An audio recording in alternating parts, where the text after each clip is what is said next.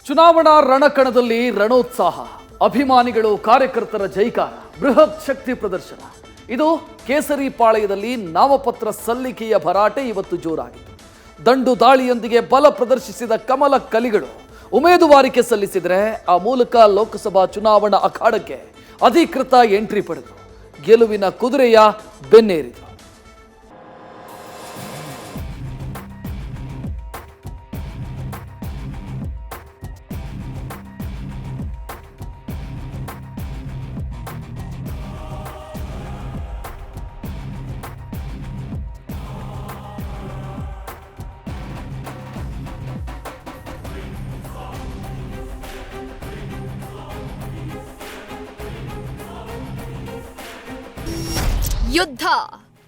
ಯುದ್ಧ ಮತ ಭಾರತದ ಮಹಾಯುದ್ಧಕ್ಕೆ ಈಗಾಗಲೇ ಮುಹೂರ್ತ ಫಿಕ್ಸ್ ಆಗಿದೆ.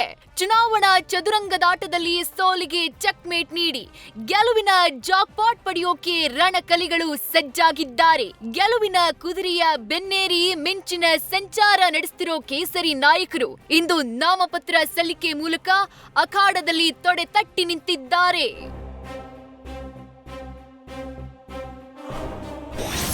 ಬೆಂಗಳೂರು ಕೇಂದ್ರದಲ್ಲಿ ಪಿಸಿ ಮೋಹನ್ ನಾಮಪತ್ರ ಸಲ್ಲಿಕೆ, ರೋಡ್ ಶೋ ಮೂಲಕ ಅಭ್ಯರ್ಥಿಗಳ ಪವರ್ ಶೋ.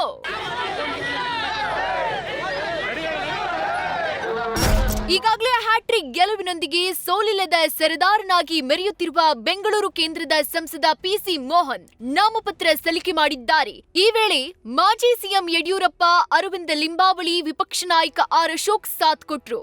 ಸಾವಿರಾರು ಬಿಜೆಪಿ ನಾಯಕರು ಹಾಗೂ ಜೆಡಿಎಸ್ ನಾಯಕರು ರೋಡ್ ಶೋ ನಡೆಸಿ ಶಕ್ತಿ ಪ್ರದರ್ಶನ ಮಾಡಿದ್ರು. ಕಾರ್ಯಕರ್ತರು ಬಹಳ ಹುಮ್ಮಸ್ಸಲ್ಲಿದ್ದಾರೆ. ಕಳೆದ 6 ತಿಂಗಳಿಂದ ಕೂಡ ನಾನು ಜನರ ಜೊತೆ ಒಂದು ಸಂಪರ್ಕದಲ್ಲಿದ್ದೆ ಕೂಡ. ಈಗ ಕೂಡ ಈಗಾಗಲೇ ಡೋರ್ ಟು ಡೋರ್ ಕೂಡ ಕ್ಯಾನ್ವಾಸ್ ಮಾಡ್ತಿದ್ದಾಗ ಜನರು ನಿಜವಾಗ್ಲೂ ಕೂಡ ಮತ್ತೆ ಭಾರತೀಯ ಜನತಾ ಪಾರ್ಟಿಯನ್ನು ಅಧಿಕಾರಕ್ಕೆ ತರ್ತೀವಿ, 3ನೇ ಬಾರಿಗೆ ಈ ದೇಶದ ಪ್ರಧಾನಿಯಾಗಿ ನರೇಂದ್ರ ಮೋದಿಯನ್ನು ನೋಡ್ತೀವಿ ಅಂತ ಹೇಳ್ತಿದ್ದಾರೆ.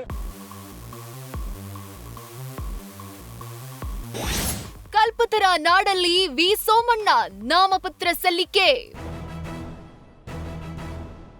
ಅತ್ತ ಕಲ್ಪತರ ನಾಡು ತುಮಕೂರು ಲೋಕಸಭಾ ಕ್ಷೇತ್ರದಲ್ಲಿ ಬಿಜೆಪಿ ಅಭ್ಯರ್ಥಿಯಾಗಿ ವಿ ಸೋಮಣ್ಣ ನಾಮಪತ್ರ ಸಲ್ಲಿಕೆ ಮಾಡಿದ್ದಾರೆ.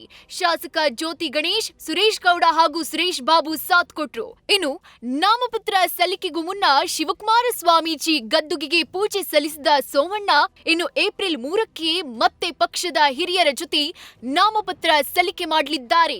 ಬುಧವಾರ 6ನೇ ತಾರೀಕು 11:50ಕ್ಕೆ ಪ್ರಾರಂಭವಾಗಿ 1:35ಕ್ಕೆ ನಮ್ಮ ರಿಜಿಸ್ಟ್ರೇಷನ್ ಮುಗೀತದೆ. ಅದಾದ್ಮೇಲೆ ನಾಮಪತ್ರವನ್ನು ಸಲ್ಲಿಸಿ ನಾವು ನಮ್ಮ ಕೆಲಸವನ್ನು ಮಾಡೋದಕ್ಕೆ ಅವಕಾಶ ಆಗ್ತದೆ.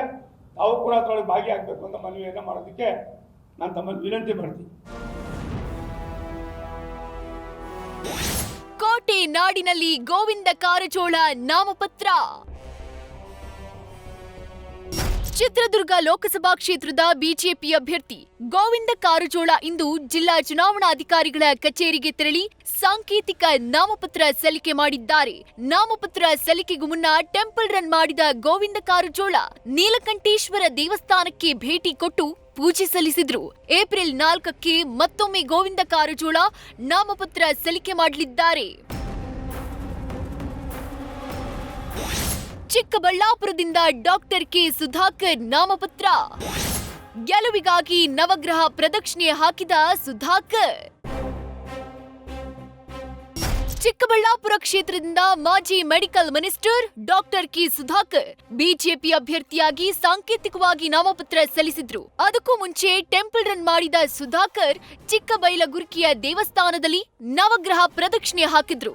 ಈ ವೇಳೆ ಕಾರ್ಯಕರ್ತರು ಗೋವಿಂದ ಗೋವಿಂದ ಅಂತ ಕೂಗಿ ಸಾಥ್ ಕೊಟ್ರು.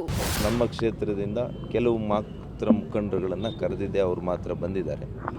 ನಾವು ಅಧಿಕೃತವಾಗಿ 4ನೇ ತಾರೀಕು ನಮ್ಮ ಪಕ್ಷದ ಕಾರ್ಯಕರ್ತರ ಮೆರವಣಿಗೆಯ ಮೂಲಕ 4ನೇ ತಾರೀಕು ಮತ್ತೊಂದು ನಾಮಪತ್ರವನ್ನು ಸಲ್ಲಿಸುವವರು ಇದ್ದೇವೆ.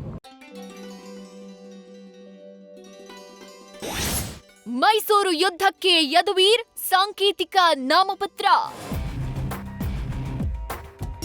ರಾಜಕೀಯದಲ್ಲಿ ಘಳಿಗೆ ಅನ್ನೋದು ತುಂಬಾ ಇಂಪಾರ್ಟೆಂಟ್. ಹೀಗಾಗಿ ಜ್ಯೋತಿಷಿಗಳ ಸೂಚನೆಯಂತೆ ಮೈಸೂರು ಕೊಡಗು ಯುದ್ಧಕ್ಕೆ ಮೈತ್ರಿ ಅಭ್ಯರ್ಥಿ ಯದುವೀರ್ ಕೃಷ್ಣದತ್ತ ಚಾಮರಾಜ ಒಡೆಯರ್ ಸಾಂಕೇತಿಕವಾಗಿ ನಾಮಪತ್ರ ಸಲ್ಲಿಕೆ ಮಾಡಿದ್ದಾರೆ. ತಾಯಿ ಪ್ರಮೋದಾದೇವಿ ಒಡೆಯರ್ ಜೊತೆ ಸೇರಿ ನಾಮಪತ್ರ ಸಲ್ಲಿಸಿದ್ರು.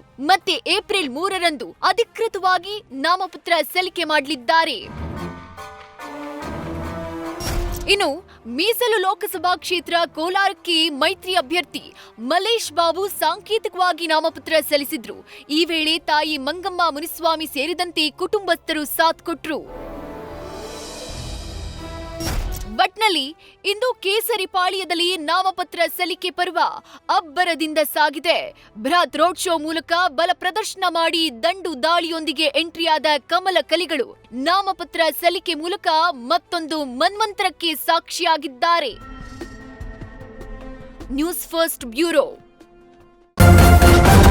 ನ್ಯೂಸ್ ಫಸ್ಟ್ ನಿರ್ಭೀತಿಯಿಂದ ನಿಮ್ಮ ಪರವಾಗಿ.